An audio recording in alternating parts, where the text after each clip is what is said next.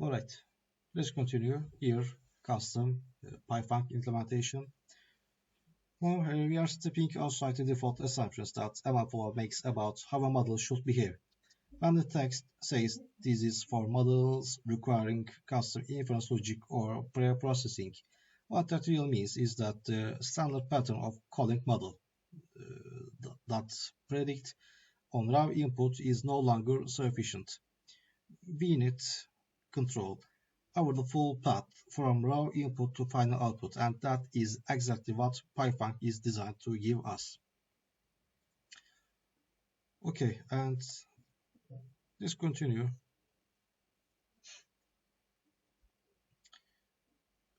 Look at very first line of this code file. Now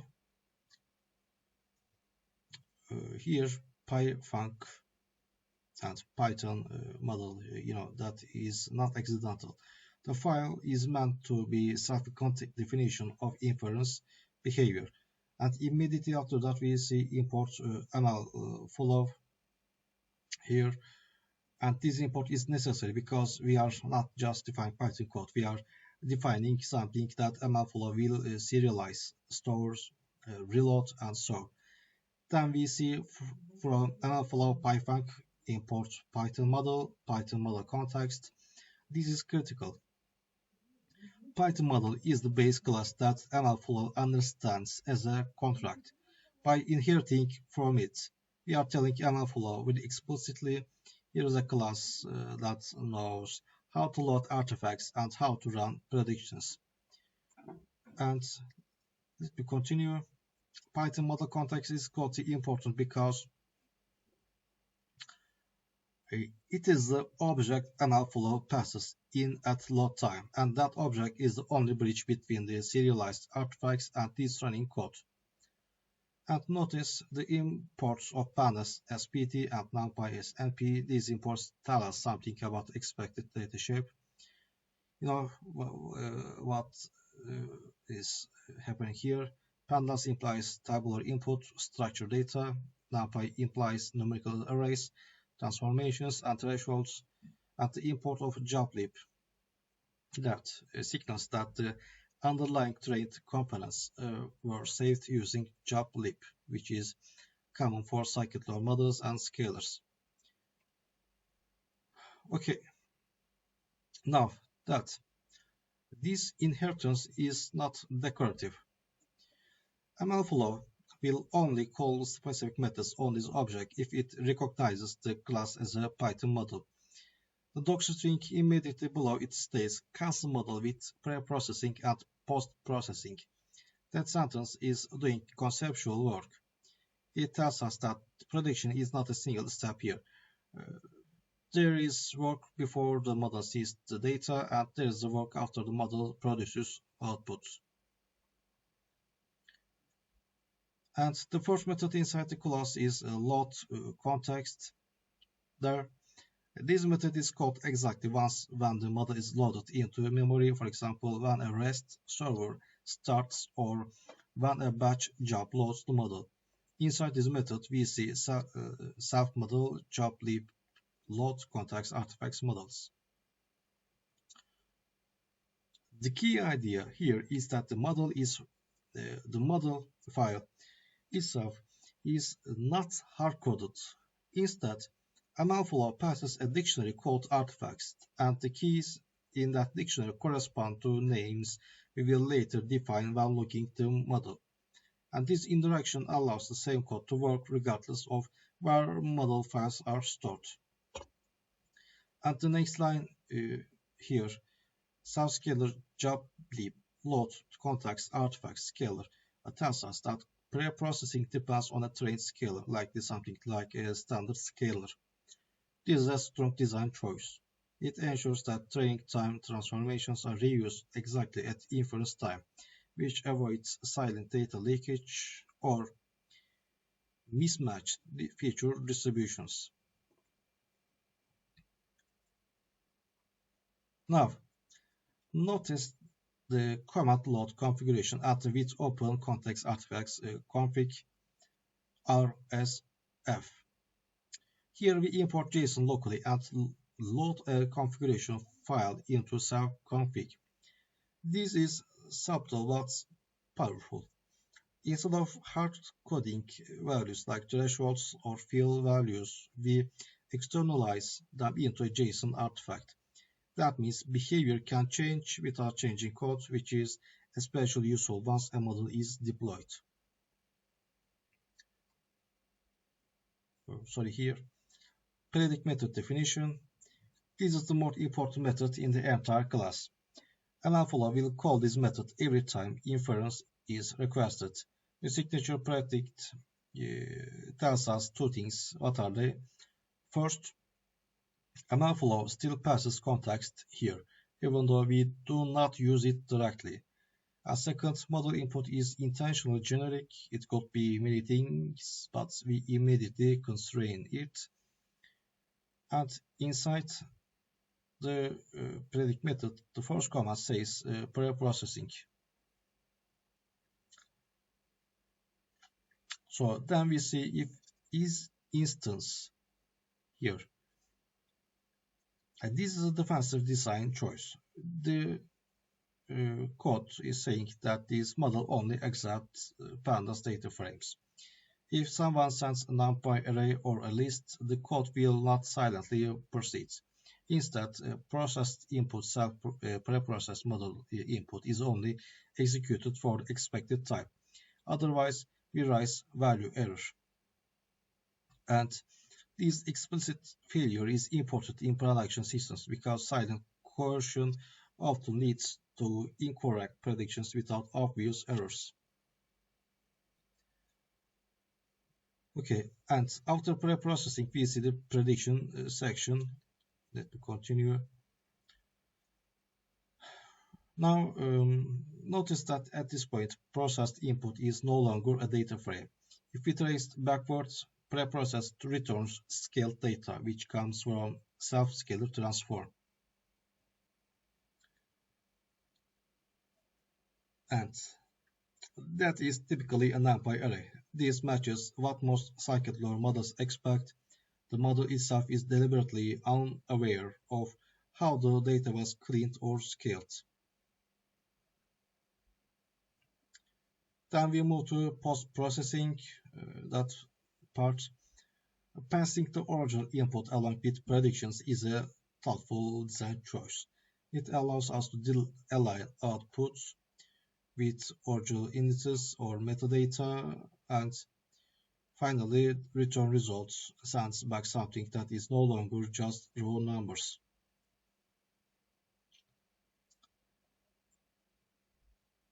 Okay, and here other things. Pre-processed methods. Let me check, by the way. Okay, that's okay, and I think everything is okay there. And data frame parts. This is more than formatting. It encodes a contract for downstream systems. Each row now has an identifier, a discrete decision, and a confidence score. Returning results completes the inference pipeline. So that part here, the command save custom model introduces with MLFlow starts, and this ensures everything logged inside is associated with a single MLFlow run. The artifacts dictionary maps logical names like model, scalar, and config to actual file paths. These keys are exactly what we referenced earlier in context artifacts. Remember. Okay, and then we call MLFlow Python log model. The artifact path custom model defines where this model lives inside the run. And that Python model custom model wrapper passes an instance of our class, not the class itself. Artifacts binds the external files. And then comes the conda environment definition. This environment specification is important for reproducibility. So we pin Python 3.9 and explicitly lists MLFlow, scikit-learn, and pandas versions. This ensures that when the model is loaded elsewhere, the runtime matches what this code expects. Okay. Now, model loading and prediction. The text explains that MLFlow provides multiple methods for loading and using models depending on deployment scenario. This is not marketing language. It reflects a core design principle. The same logged model can be used in very different execution contexts. And let's continue here. Multiple model loading methods. Here loading parts, MLFlow, scikit-learn, python, and PD. And there, the first example shows loading as python using model URI. This URI is abstract. It doesn't care where the files are physically stored. Python model here and returns an object that exposes a predict method. Predictions equal Python model and that will automatically invoke our custom pre-processing and post-processing logic. This is the most portable way to use the model.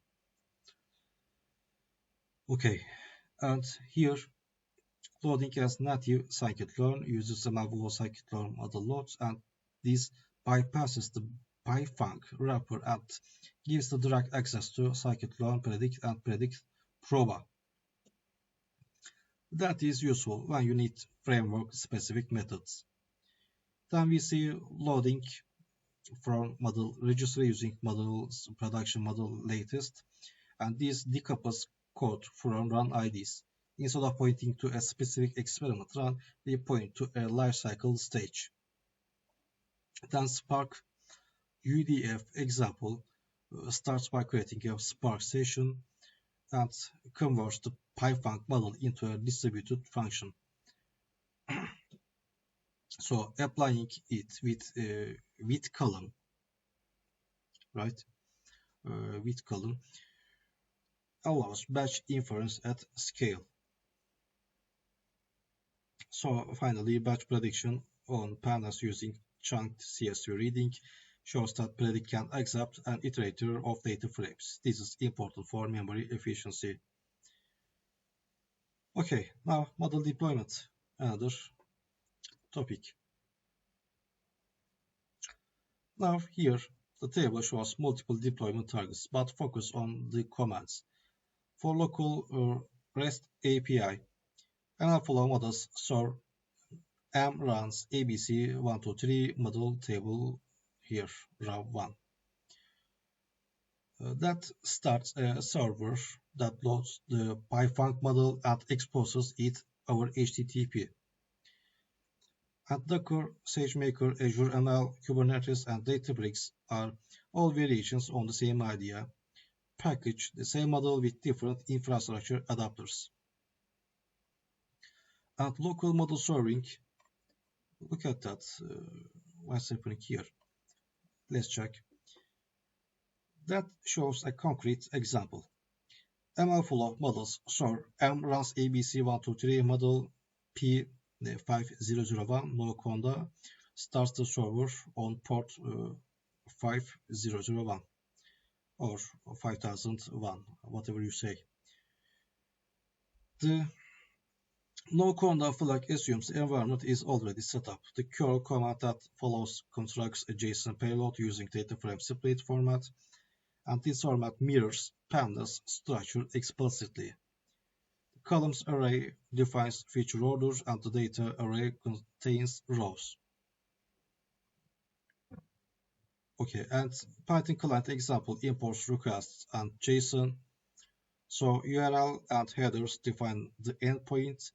The payload dictionary mirrors the curl example exactly, response here sends the request, predictions, extracts the output, and at this point, the entire pipeline we defined earlier, pre-processing, model prediction, and post-processing has been executed remotely, transparently, and consistently. Okay, and here are some best practices you can read.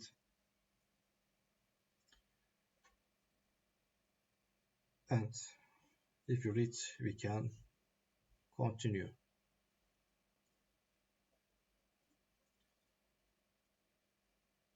Now, registry.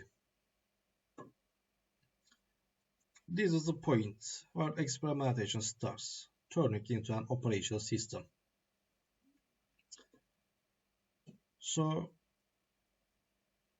at the very top, the heading reads MLFlow model registry, right? And that press is doing a lot of conceptual work. The registry is not storage in the simple sense. It is not just a folder with files. It is a structured system for naming, versioning, and governing models over time. When the text says it is a centralized model store that provides versioning, stage transitions, and annotations, what it is really saying is that this is the control plane for models after training has finished. So immediately below, the description exclaims that the registry manages the full lifecycle of MLflow models from experimentation to production. This matters because experimentation is inherently chaotic, and you have many runs, many metrics, many artifacts. Production, on the other hand, requires stability, traceability, and explicit decisions. The registry is the bridge between those two modes of work. But now we move into the section labeled registry. I'm in register concepts here. The first concept shown is registered model. So think of a registered model as a logical container, not a concrete artifact.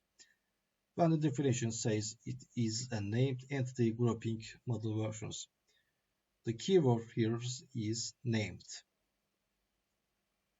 This name, such as fraud detection model or recommendation model, becomes the stable identifier that downstream systems refer to.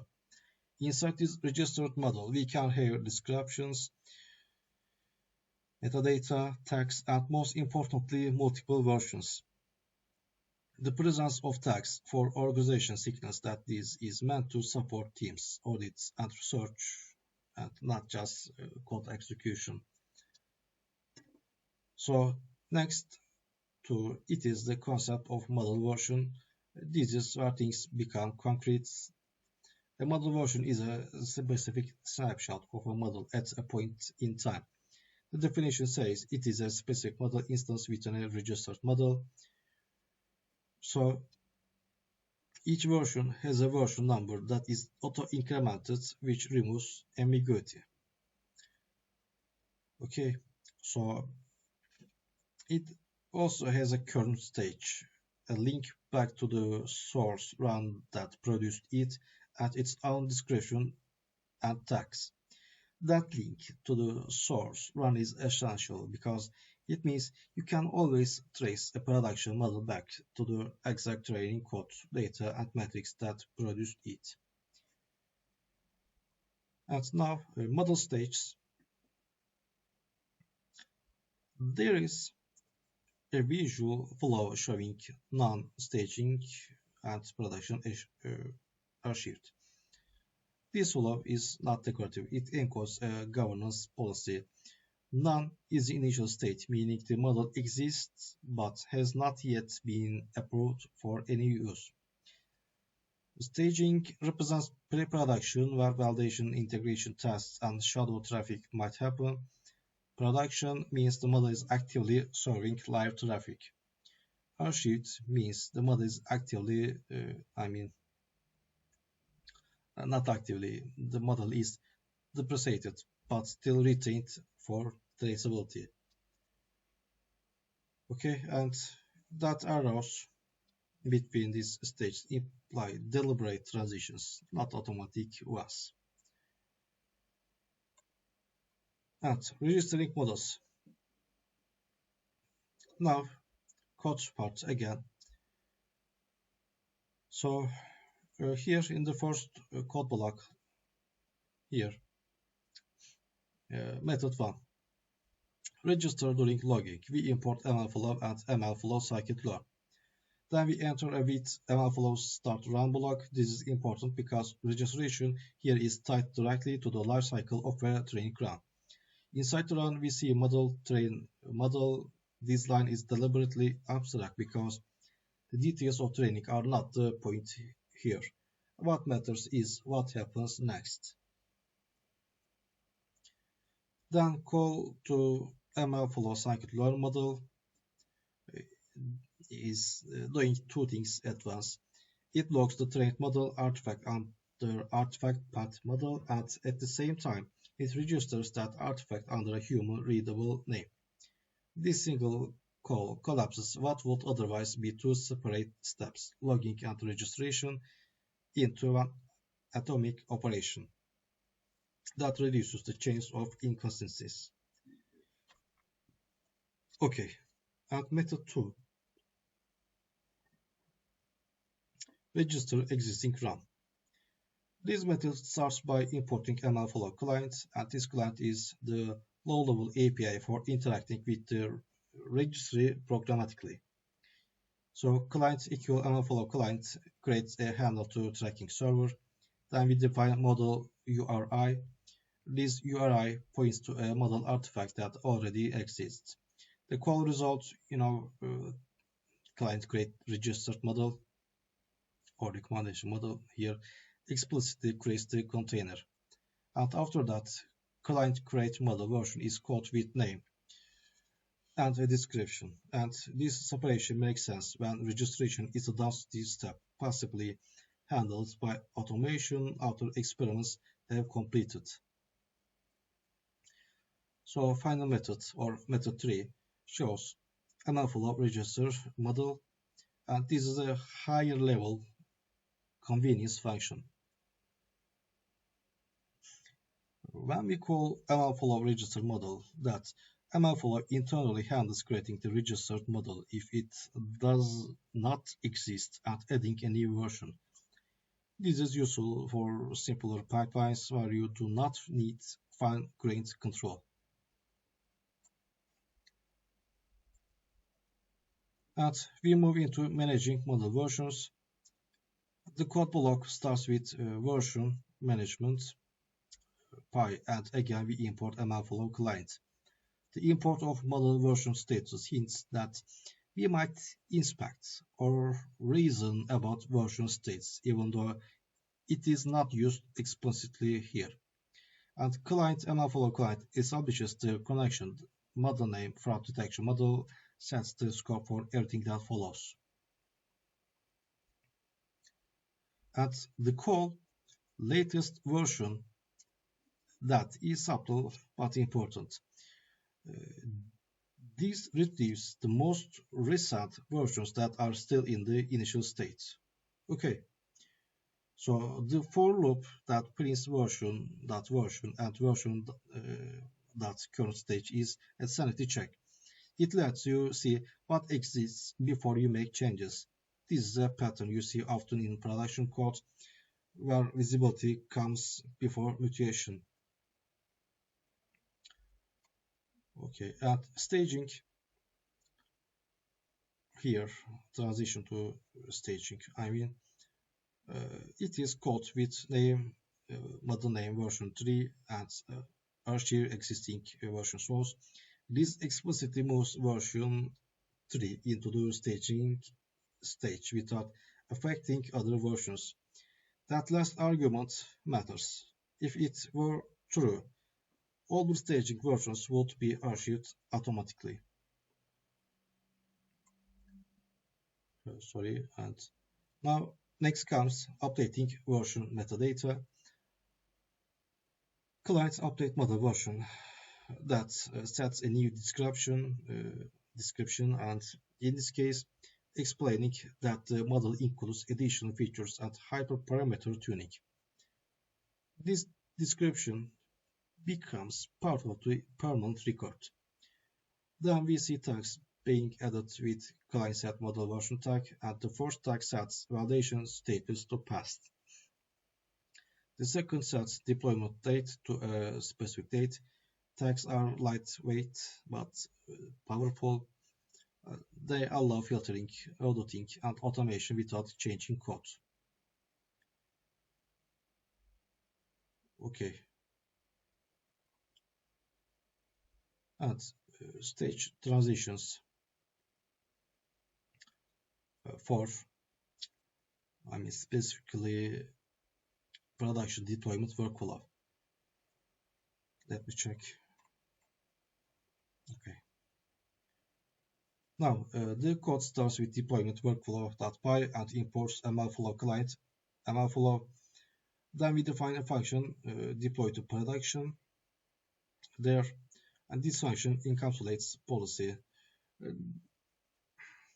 it is enforcing rules. Okay, and inside the function, client MLFlow client creates the interface.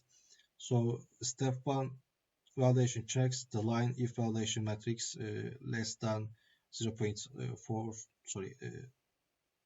95 introduces a hard threshold. This is a gate.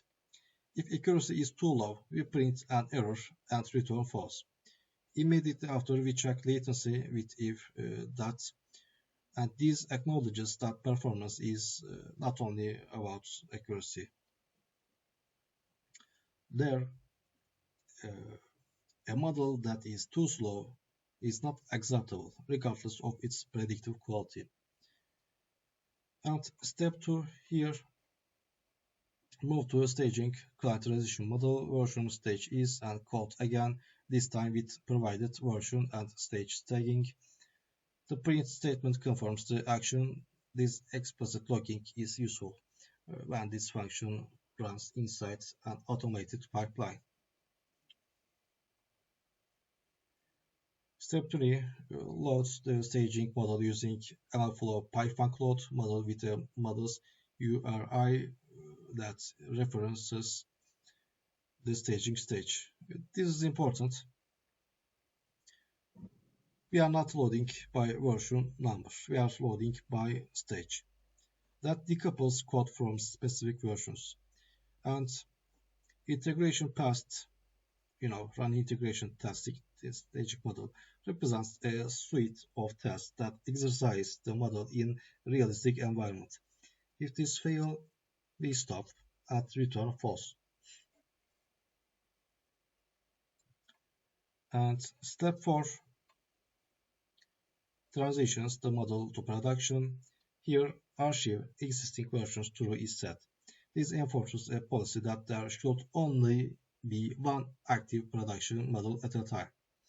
All the production versions are automatically archived, not deleted, preserving traceability. Step 5 adds deployment metadata. We import date time and then set text deployed at and deployed by. The value date time now is all format ensures a precise timestamp. The deployed by tag records that this action was performed by an automated pipeline, not a human, and these details matter later when diagnosing incidents. Anyway, and below the function we see usage. A dictionary validation matrix is defined with accuracy, precision, recall, and latency MS. These values are passed into deploy to production with model name, fraud detection model, and version 5. So this final call ties everything together. A specific model version backed by matrix is evaluated against policy and if it passes, promoted to production in a controlled, auditable way. Okay. Model aliasing.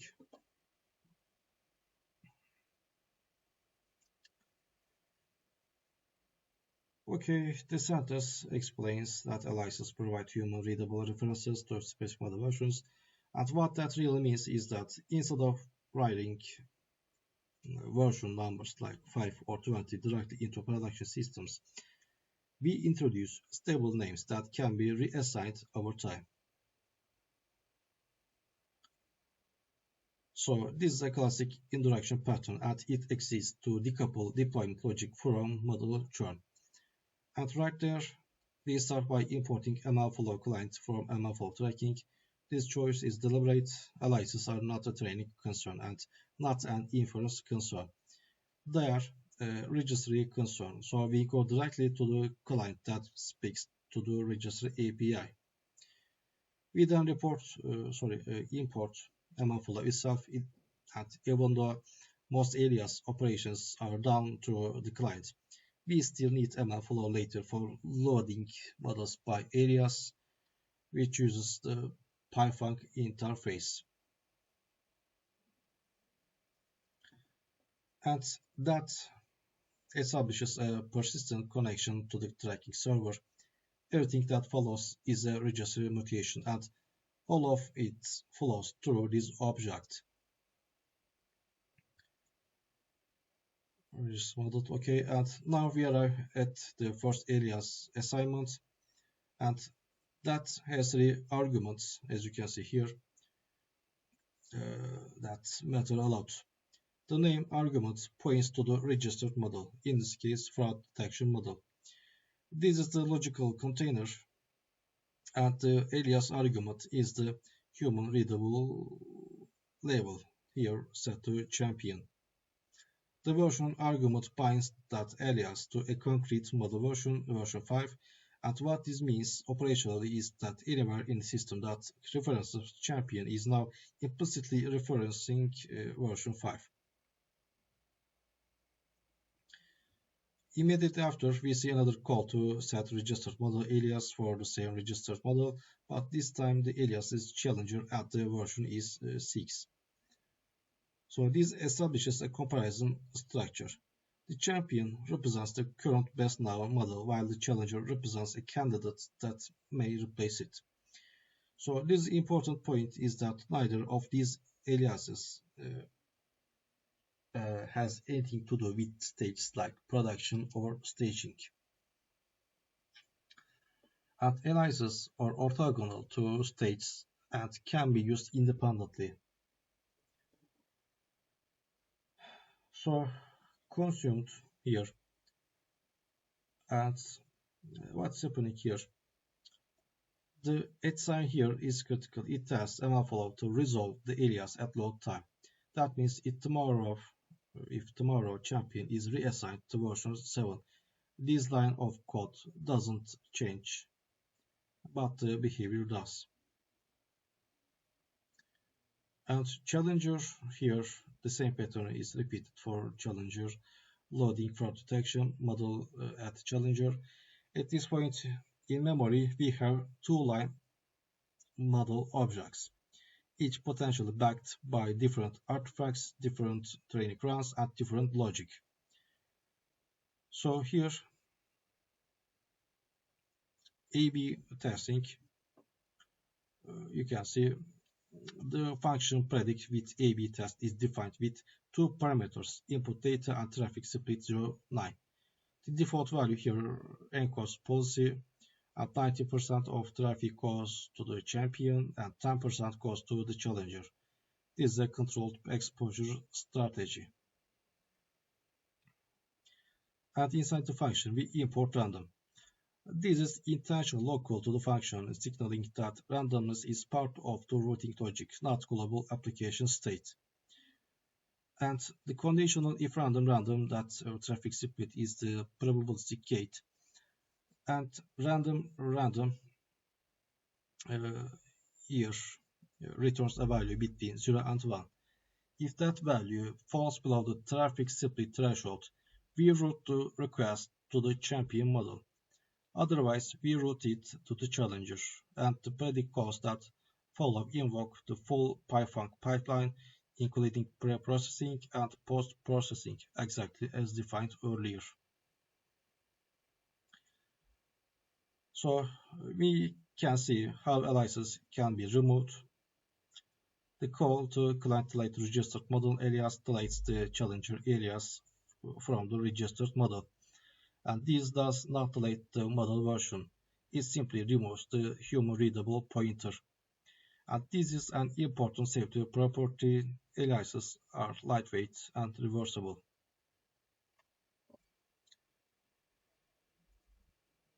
Okay, we shift from code to interface, and model registry UI, and that part introduces the visual layer that sits on top of the same registry APIs we have been using programmatically. Okay, and here you can see explain that the UPI supports browsing, comparison, and lifecycle management. What matters here is that everything shown in the UI is backed by the same metadata we manipulated in code. So model browser here in that panel, the emphasis is on discovery. This is where teams can search, filter, and inspect registered models. The ability to quickly see descriptions, versions, and current states reduces cognitive load when many models coexist. Version comparison highlights a core operational need. Before promoting a model, you want to compare metrics, parameters, and artifacts across versions. This comparison is grounded in the run lineage, ensuring that differences are explainable. And stage transitions here that exposes lifecycle changes through a visual workflow.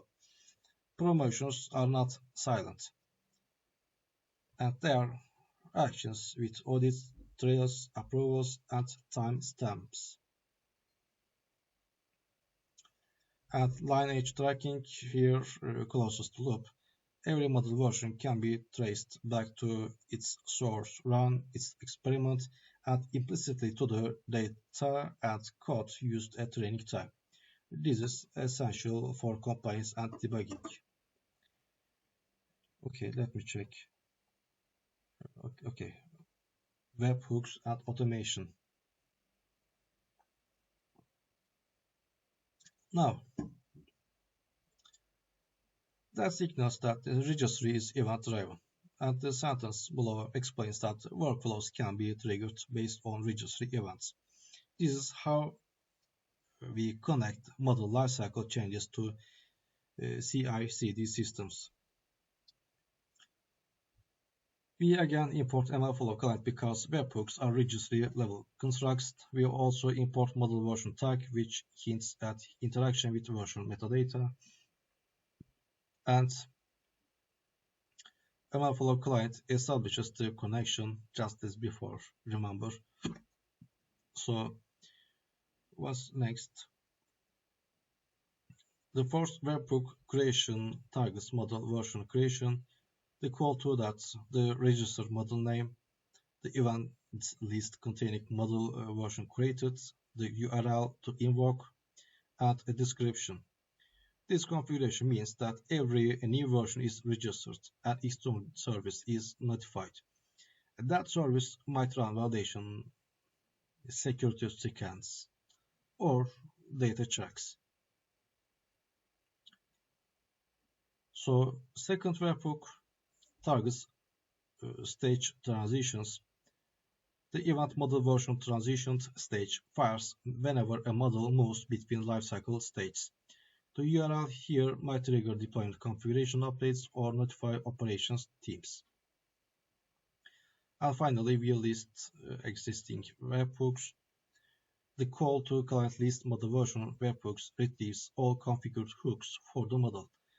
The for loop prints the webhook ID, events, and URL, and this visibility matters because webhooks are powerful and should be auditable. Okay, and final part for this page. And now, best practices section. And why this? Because Even though this area is present as guidance, each line reflects a concrete operational lesson learned from running models in production.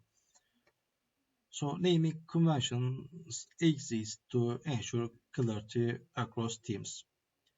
Documentation exists so future engineers can understand intent. Tags exist to support automation and audits, and stage discipline exists to prevent accidental deployments. A version comparison exists so detect regressions. Audit trails exist to answer who, what, and when. Cleanup policies exist to manage entropy. Access control exists to reduce risk. Each of these ideas maps directly to mechanisms we have already seen in code, and that's okay. Let's continue. And final section here.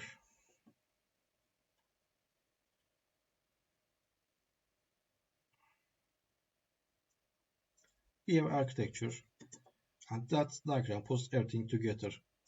At the top, data scientists interact with the MLFlow tracking server through a REST API. Authentication and load balancing sit here because this is a shared service. Below that, the backend store holds metadata and metrics in a relational database, and the artifact store holds large objects like models in systems such as S3. And the model registry database stores lifecycle metadata separately, downstream.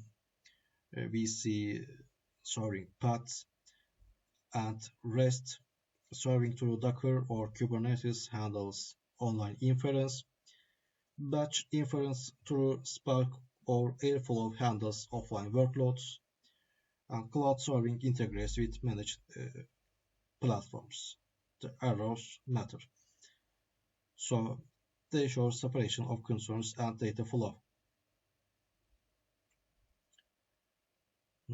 Okay, and infrastructure setup. We look at how this is deployed. The code begins with SQL statements and create database. MLflow DB creates a dedicated database.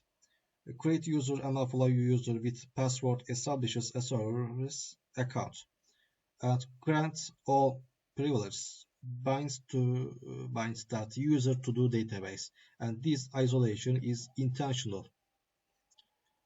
So what's happening there? Look at that. The MLflow server command specifies the backend store URI pointing to PostgreSQL, the default artifact route pointing to S3, the host binding to 0000 to accept external traffic, the port, and the number of workers. Each flag corresponds to scalability, availability, or security. And then the second server command shows how authentication and unicorn options can be layered on, and increasing timeouts and workers to reflect real-world load characteristics. This is not experimentation infrastructure. This is a production infrastructure. Okay. So we can continue,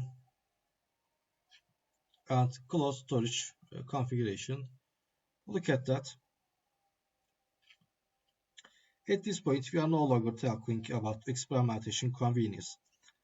We are talking about durability, scalability, and cost control for artifacts that may live for years. The heading cloud storage configuration signals that MLflow itself does not store large artifacts locally in production. Instead, it delegates that responsibility to external object storage systems. So when we look at the AWS S3 configuration panel, the first thing to notice is that nothing here mentions code. Everything is about identity and access. The reference to AWS Access Key ID and AWS Secret Access Key reflects the lowest level authentication mechanism, where the MLflow server process signs requests directly. immediately after that, the mention of uh, here IAM rows for EC2 or ECS hints at a more mature setup where credentials are never materialized as environment variables. And the URI format shown as like that. Let me show you here. That is important because MLFlow treats artifacts locations as opaque URIs. Okay, and as long as this format is correct, the tracking server does not need to know anything about buckets, regions, or lifecycle rules. And Azure Blob. The logic is parallel, but not identical. You can see instead of access keys alone, we see connection strings and managed identities. The presence of managed identities is significant. It means the MLFlow server can authenticate to storage using the cloud platform's identity layer, removing secret distribution entirely. And the URI format here, that path, encodes the container and account directly into the path, which MLFlow passes downstream to the Azure SDK. And security, the security best practices section is not theoretical guidance. Okay, each block here corresponds to a failure mode that shows up in real systems. And first, the authentication. That block emphasizes that MLFlow should not be exposed as an open service. The different reverse proxies such as Nginx, OAuth, and Enterprise SSO tells us that MLFlow is expected to sit behind an identity-aware boundary. This ensures that every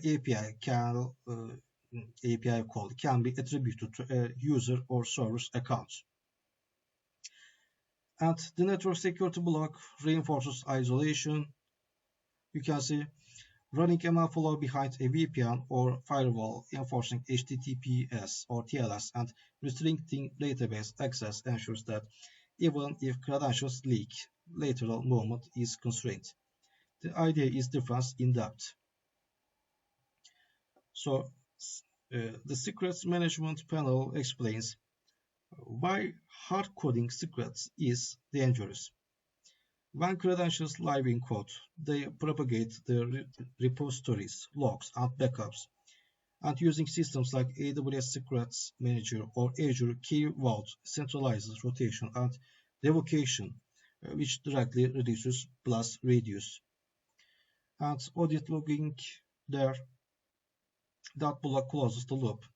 By logging API calls, deployments, and stage transitions, we gain the ability to reconstruct events after incidents. This is essential for compliance and debugging. So, high availability, let's look and let's see what's happening there. Now, the Kubernetes deployment configuration begins with YAML file, right? And this is a declarative, meaning it describes the desired state rather than the steps to reach it. And their design anchors the schema version. Kubernetes needs this to validate the object. Kind deployment. This tells Kubernetes that we want a replicated managed workload rather than a one-off pod. And the name here becomes a stable identifier for this deployment within the cluster. And this is the first availability control replicas here, or replicas. And this is the first availability control. By requesting 3 replicas, we are stating that the service should remain available even if 1 or 2 pods fail. Selector here binds the deployment to pods with matching levels. And this ensures that scaling and updates target the correct processes. And Let me check there. Here we assign the same label to pods themselves, and this symmetry between selector and labels is what allows Kubernetes to manage memberships. At container parts, we define the actual workload. Now, the image GHCRIO MLFlow 280 pins the exact MLFlow version. This matters because reproducibility applies to infrastructure too. And here port 5000 and or 5000. This exposes the internal port where MLflow listens. Everything else routes traffic to this port.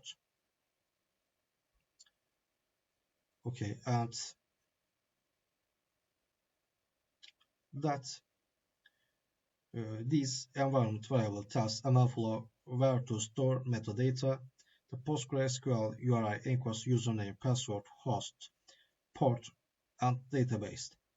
This is the backbone of tracking. And to look at that, this variable points MLflow to S3 for artifact storage. By externalizing this path, we decouple compute from storage. Okay, and here these parts request define the minimum resources guaranteed to the pod. This prevents starvation, and that limits cap resource usage. This prevents noisy neighbor effects. So the Linus probe tells Kubernetes how to detect a stuck or dead process. If the health endpoint fails, the pod is restarted. And that these delays gives MLflow time to start before checks begin.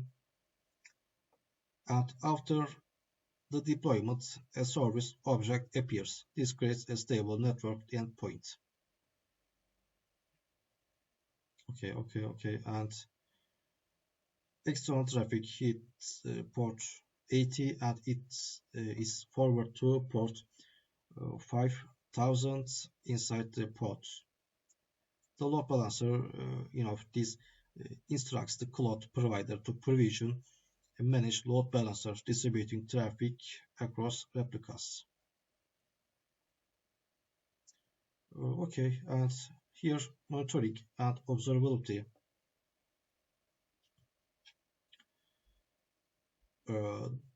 That green label, the green panel labeled essential monitoring metrics is effectively a checklist of signals that indicate system health.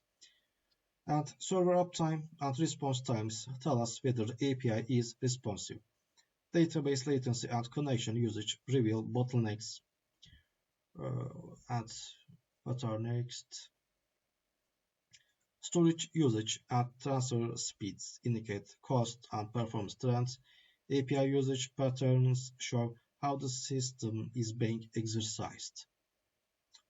Model metrics track registry activity. Resource utilization reflects scaling needs. Error tracking surfaces failures early. Okay, and what is next? Backup and disaster recovery. Okay, and let's start. So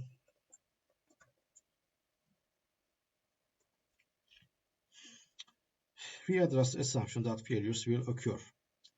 And the backup script begins with a shellback line indicating execution by bash.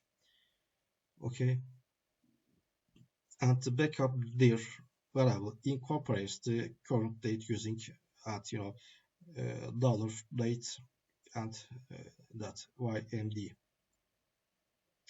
This creates time portioned backups, which simplifies retention. And backup dir, this ensures the directory exists before writing files. And look at that. The PostgreSQL database is dumped using pgdump piped through gzip, and compression reduces storage and transfer costs. And that AWS S3 part, artifacts are synchronized from the primary bucket to a backup bucket. The storage class Glacier is specified, signaling that these backups are cold data intended for rare access. And CZF, that configuration files are archived. This ensures that restoring the system doesn't require reconstructing settings from memory. And gunzip T, that the integrity checks validates that the compressed dump is not corrupted. Yes. And last part, old backups older than 30 days are deleted. This enforces retention policy automatically. Okay. And some optimization things. And first, performance optimization, and we consider efficiency. Now, database indexing improves query speed for frequently accessed columns. Connection pooling prevents resource exhaustion under concurrency. Artifact caching reduces repeated downloads from cloud storage. Load balancing distributes traffic, and asynchronous logging avoids blocking training runs. And cleanup policies reduce clutter. Each of these optimization addresses a different bottleneck. So cost optimization, that focuses on reducing waste. Moving infrequently accessed artifacts to cold storage reduces storage charges, and logging selectively avoids unnecessary data growth. Cleaning up obsolete experiments prevents accumulation, and compression lowers transfer and storage costs, and right-sizing infrastructure ensures resources match actual demand. So the summary reinforces the core discipline, and what we can say here, the credentials should never live in code, and access to production deployments must be restricted. Everything, including code, data, models, and environments, must be versioned. And this is how MLFlow transitions from a tool into a reliable production system. Thank you for listening.